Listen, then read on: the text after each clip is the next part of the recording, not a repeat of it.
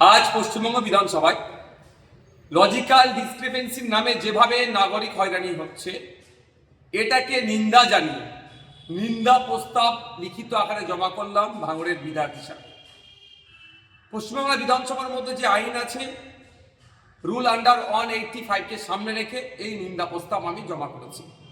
আমরা দেখছি এই লজিক্যাল ডিসক্রিপেন্সির নামে নোবেল জয়ী বিখ্যাত ব্যক্তি, বাঙালির গর্ব অমর্ত্য সেন সাহেবেরকেও নোটিশে ডাকা হচ্ছে। স্বাধীনতার প্রথম সারির যিনারা আন্দোলনকারী ছিলেন, স্বাধীনতা সংগ্রামী বীর পুরুষ তথা নেতাজি সুভাষচন্দ্র বোস স্যারের পরিবারকেও ডাকা হচ্ছে। বেলুড় মঠের সন্ন্যাসীরাও এই ডাকের হয়রানির শিকার থেকে বাঁচছে না। ইভেন ফুরফুরা শিবের পীর সাহেব পীরজাদাদেরকেও এই অহেতুক হয়রানি করা হচ্ছে। সাধারণ মানুষকে অহেতুক পেরেশানি করা হচ্ছে, হয়রানি করা হচ্ছে।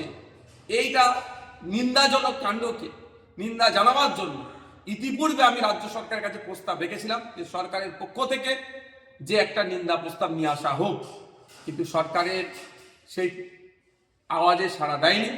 আমি ভাঙড়ের বিধায়ক হিসাবে পশ্চিমবঙ্গ বিধানসভায় রুল অনুযায়ী আমি নিন্দা প্রস্তাব আজকে নিয়ে এসেছি, সেখানে আজকে আমি জমা করেছি সেক্রেটারি স্যারের কাছে।